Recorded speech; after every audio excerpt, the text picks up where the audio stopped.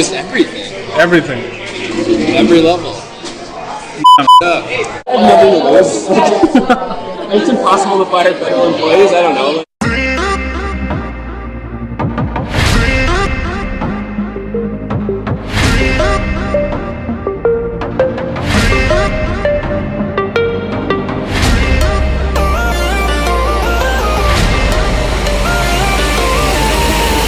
feel like I'm gonna get James O'Keefe here.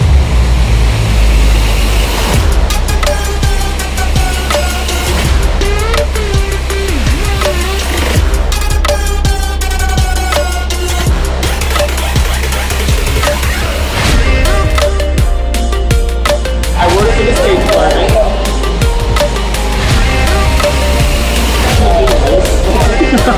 It's impossible to fire federal employees. I don't know. Donald J. Trump is now president of the United States. Just everything. Every level.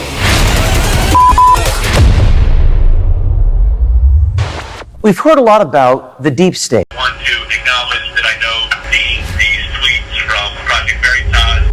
CNN says like they want to portray the contrast, but really it's partly because like conflict is what sells. Nobody wants to hear 1 minute canned statements. Gotcha. So, makes sense. Yeah. Yeah, it's great. It's Drive conflict. Create clicks, get more money. Create clicks, get more money. All they do is take an anchor and put them at the desk and tell the news. We're so busy trying to get appointment viewership. We don't, even though we're totally left leaning, we don't want to admit it. When Zucker took over, it wasn't until Trump that we ended up being all Trump all the time. It's the Trump network. It's like everything is Trump. They're not even thinking about it. They're not even thinking about anybody else. They sold themselves to the devil. It's sad because there's so much news going on out there, but they don't cover it. Oh, it's not All they do is because of the sponsors want to pay. So it's all about the money. It's always all about the money. It's a corporation. We could be so much better than we are. Well, and you learn that in journalism school. We're supposed to be middle of the road. That's our job. Now it's just infotainment. That's all it's become. There is no true media news outlet. You know, one of the tapes, Patrick, he was like almost 30-year veteran. He basically said the same thing that I'm saying here, like, hey, we used to be the best and we used to report news. We used to cover news. We used to go out and do stories. This is a story that's not going to go away.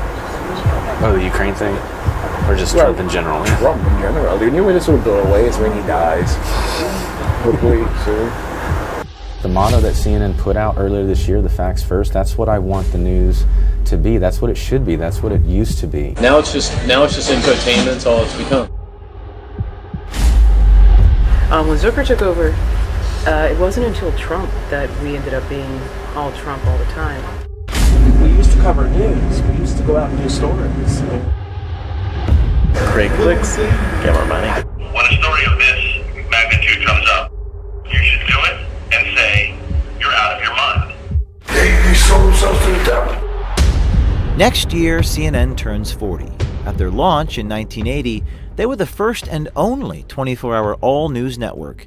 Today, our CNN insider, Kerry Porch, says CNN went from all news all the time to what his co-workers describe as no news anytime. I'm not super thrilled with what we do on our air anymore. 95. You're fine. 95. I've been here for a little while. So I really hate seeing what we were and what we could be and what we've become. It's just awful. I want to chase the facts. Like the motto that CNN put out earlier this year, the facts first, that's what I want the news to be. That's what it should be. That's what it used to be. And that's all I want to do with coming forward is I want CNN and any other outlet to basically return to what they once were, where, hey, we tune in to get our facts, we can make up our minds left, right, center, whatever, cool, and we go on with our lives. I don't want anyone to basically, be spun into believing or programmed into believing one way or the other. That's not what I'm about, and that's why I'm coming forward. Patrick Davis, CNN's manager of field ops, has been at the network for 25 years. He longs for the good old days.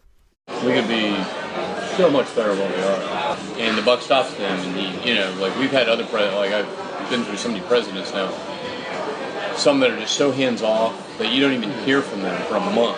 You know what I mean? He's involved every day, has a plan, whatever. I just don't agree with it. Davis is not alone. Many of his colleagues echo his concerns how they used to cover news. This is a story that's not going to go away. Oh, the Ukraine thing? Or just Trump in general? Trump in general. The only way this will go away is when he dies. Hopefully soon. So crazy, dog.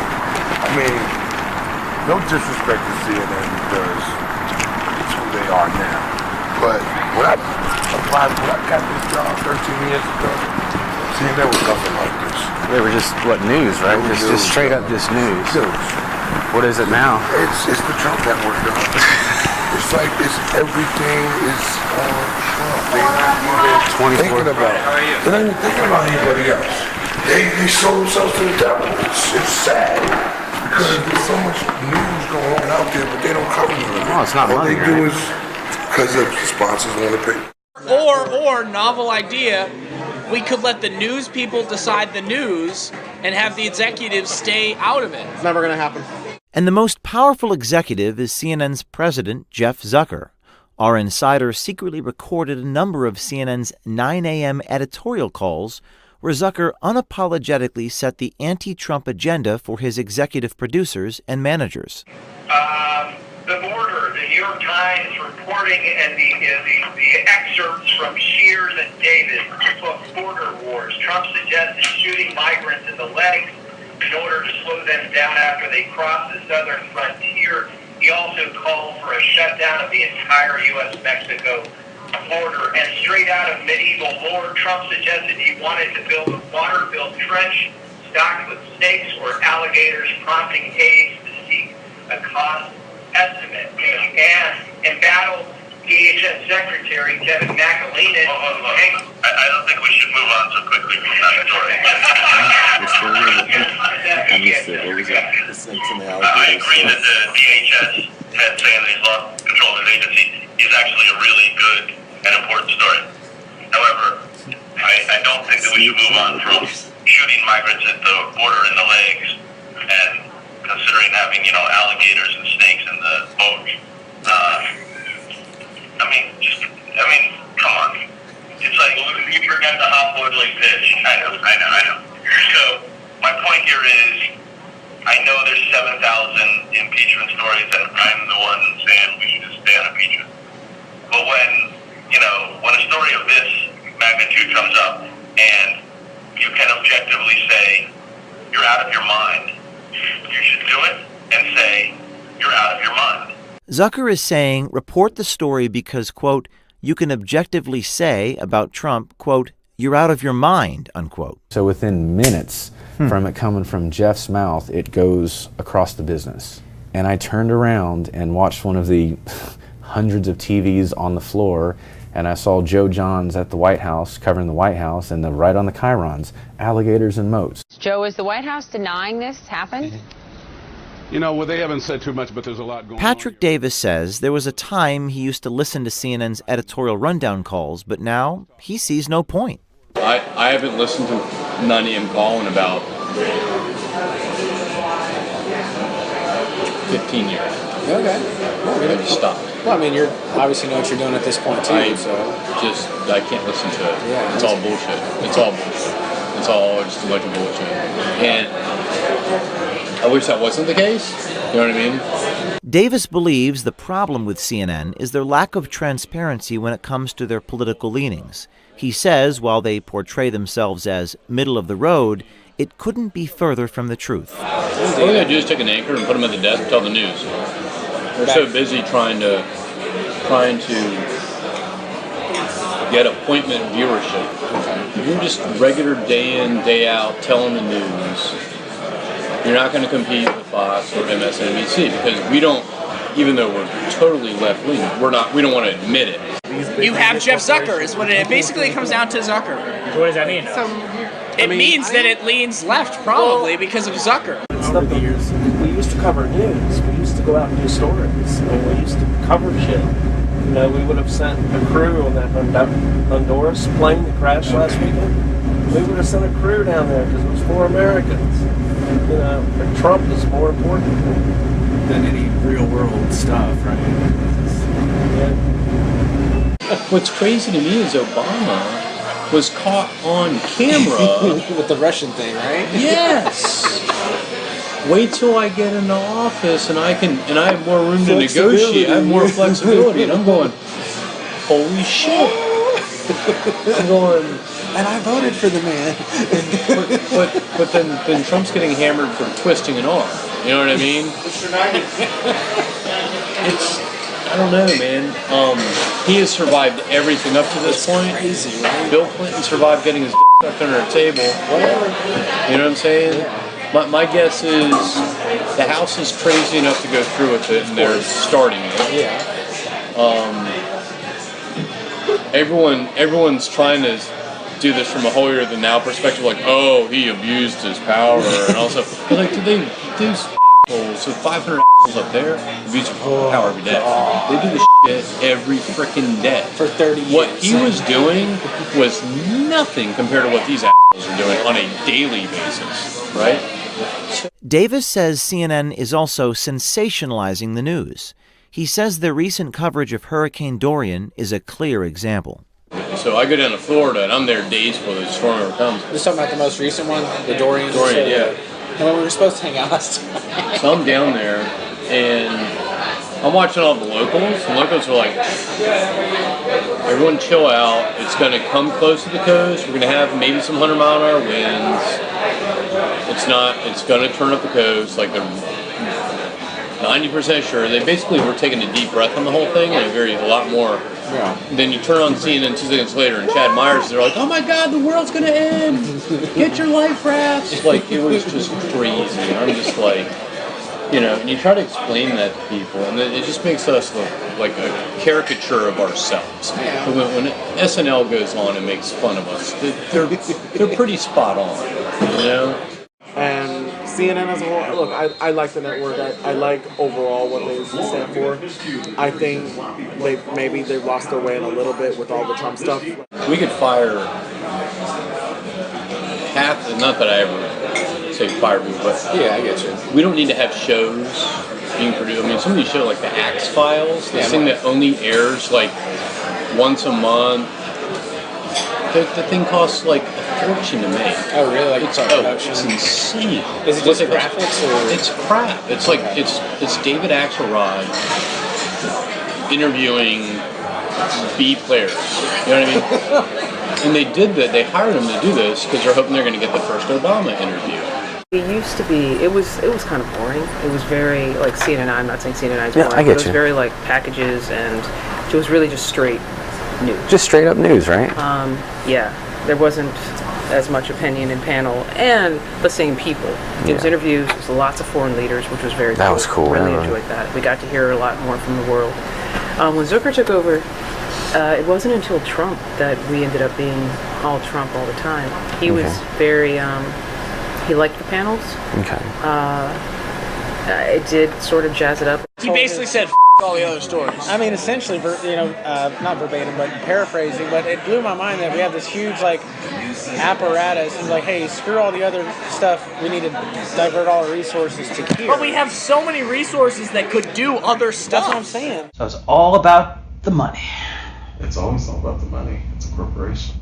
Instead of reporting the news, our insider believes CNN at times manufactures conflict, which leads to more clicks and generates CNN's revenue. Well, because think about it, like I said, like media, their purpose is to create, essentially they would say like to tell the news, but in the process sometimes they try to create the news by either focusing on congressmen that have issues with the president and then trying to force the president to give a response to it. Sure. Making sure like the top of the rundowns are always like that one big feud, and that's like rah rah rah rah rah rah rah rah. Exactly. And it's interesting. Well, it's to provoke conflict because conflict drives clicks. Like for example, Vice President Biden So you said this and this and this about your healthcare policy. Kristen Gillibrand criticized your policy. How do you respond to Senator Gillibrand? Yeah, something like that, right? Yeah. And that's not on accident, right? It's not an accident because, well, CNN says like they want to portray the contrast, but really it's partly because like conflict is what sells. Nobody wants to hear 1 minute canned statements. Gotcha. So, makes sense. Yeah. Yeah, it's great. It's like, create clicks, get more money. Is that taught in journalism school now? I didn't even go to journalism school. It's called common sense school. True, absolutely, like street smarts. Well, and you learn that in journalism school. We're supposed to be middle of the road. That's our job. Now it's just infotainment. That's all it's become. There is no true media news outlet. What do you think CNN needs to do to reform this behavior? Go back to their original mission. You know, where Patrick and Garber and all the other like old guard people say what it used to be, and where news where this people of all political stripes came just to report the news, where we would tune in on airports and hotels and everything to it's got the red CNN in the TV. It's 100% accurate. Mm-hmm. We can trust it. There's no bias underneath it. It's got the red CNN letters. It's truth. Kerry Porch had the courage to come forward, wear a camera, and expose CNN's bias. We live in a precarious time, and we need more people like Kerry to come forward. If you're on the inside of a big media organization or big tech or government and see something wrong, be brave. Do something. Wear a camera. Contact us at veritastips@protonmail.com. And stay tuned, because there's more Inside CNN coming.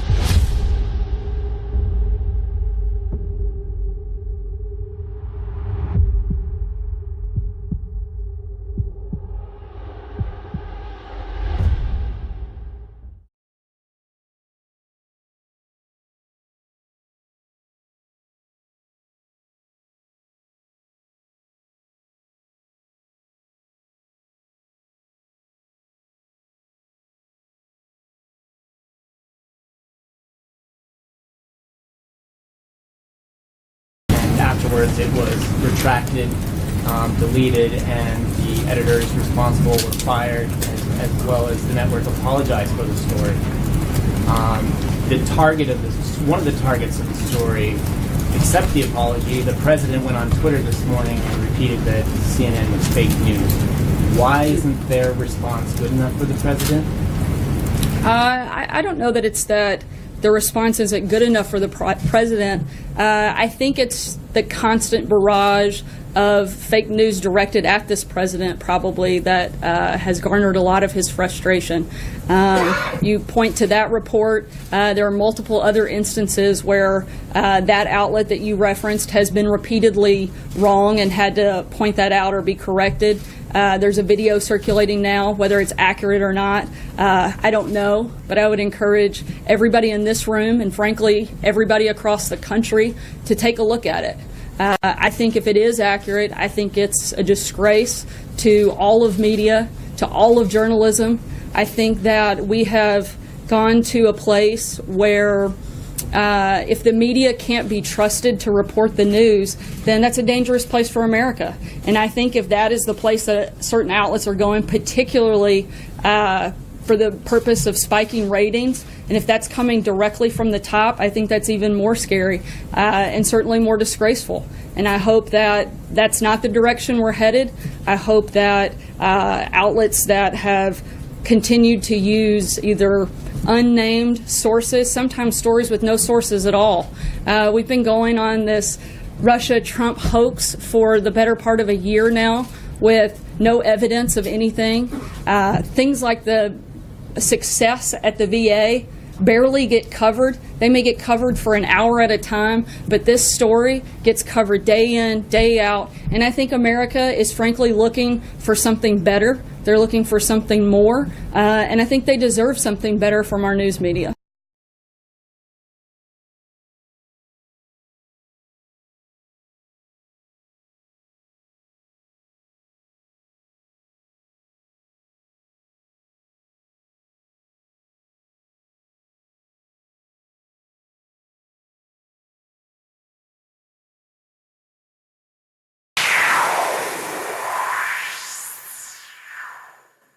Then why is CNN constantly like Russia this, Russia that?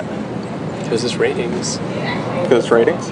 Our ratings are incredible right now. But honestly, you think the whole Russia shit is just like bullshit? Could be bullshit. I mean, it's mostly bullshit right now. Like, we don't have any big giant proof. I just feel like they don't really have it, but they want to keep digging. And so I think the president is probably right to say, like, look, you are witch hunting me. Like, you have no smoking gun, you have no real proof.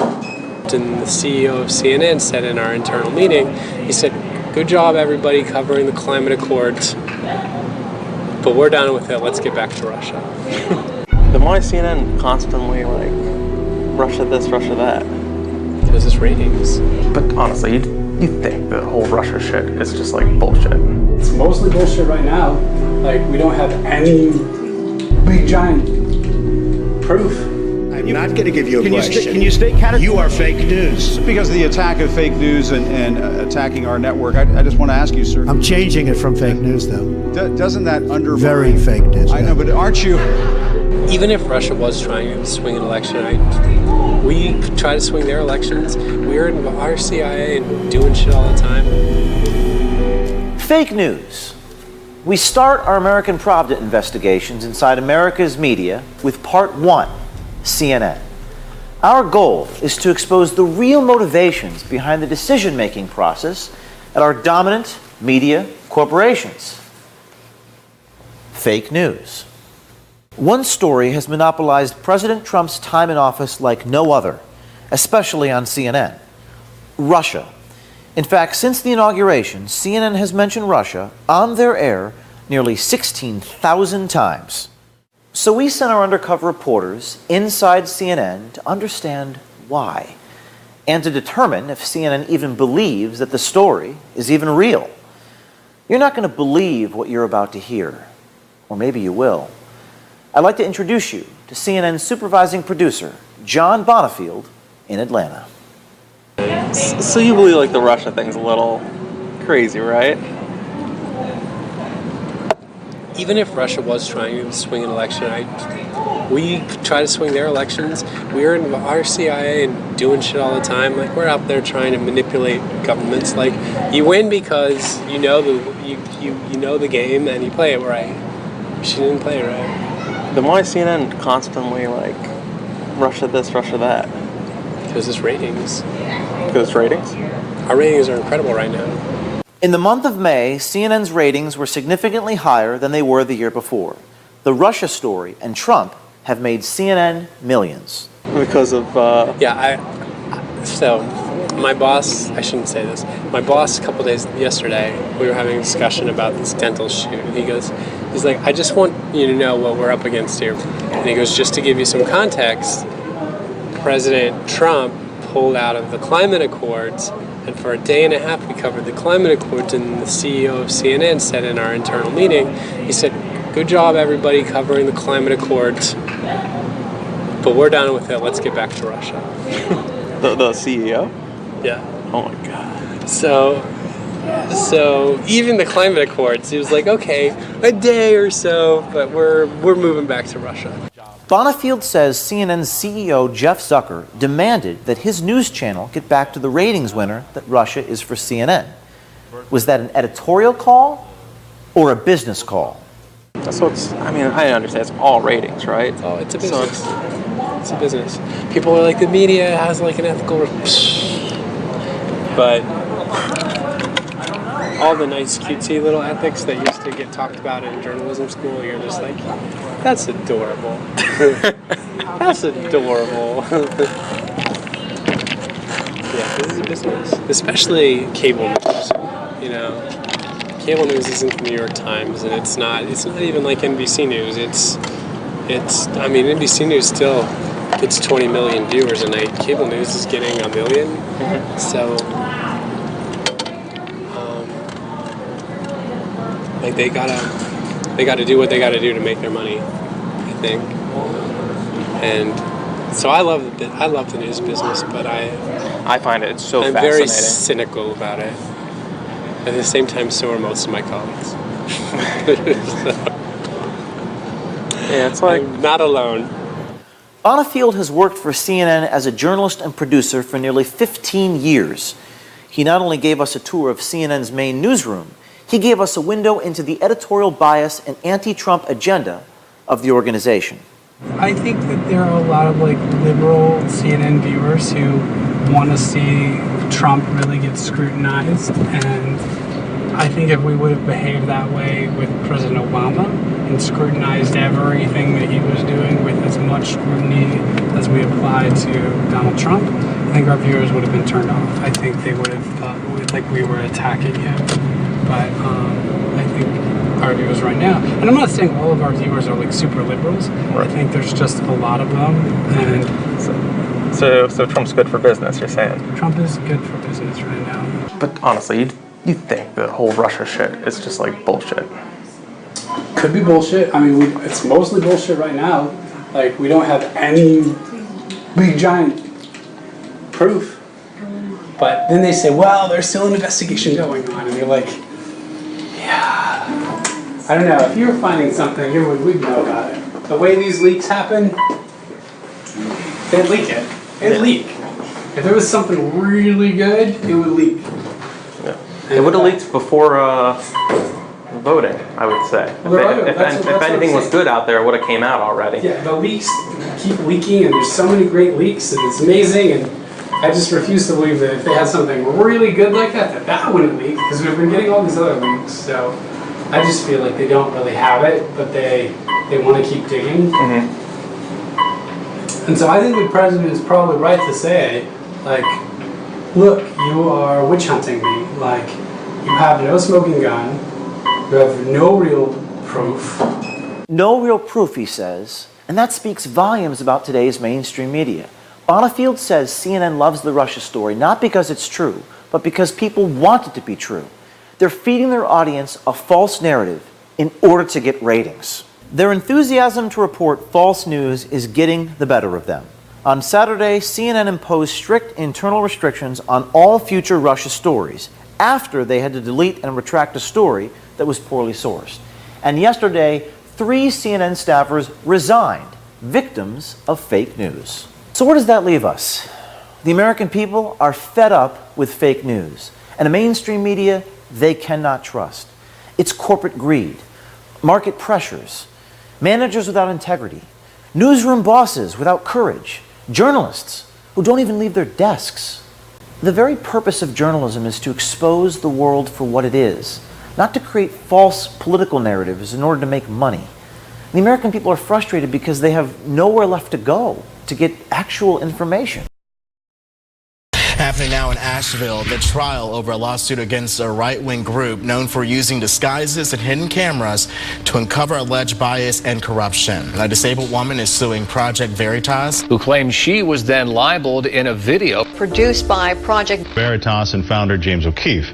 Shirley Teeter says the group released a video 1 month after the assault. She says that video led to online threats, which made her fear for her safety.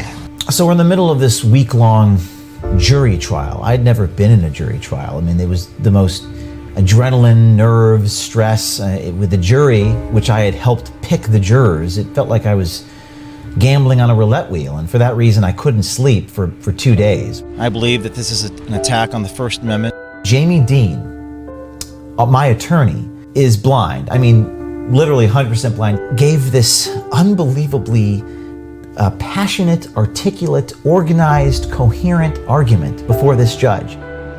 Your Honor, the burden of proof can't be ignored in these cases. I believe that the First Amendment implications also extend to a greater degree in a case like this. And then the judge said something that I will never forget, ever. Sitting federal judge brings up Mike Wallace. I realize Mike Wallace is dead, but I think about in terms of, well, if Mike Wallace did that, could someone have sued him? How quickly do you think that case would be thrown out of court? It just seems to me that that sort of standard for any type of journalist is one that eviscerates the First Amendment, doesn't it? And the judge says the defendant's motions pursuant to Rule 50 will be granted. The first thing that the plaintiffs may be thinking is, well, I'm going to appeal this, and the judge is assuming that this might happen and preempts it. And this judge makes this extraordinary statement saying that if I'm wrong on this issue, then we're in trouble, guys.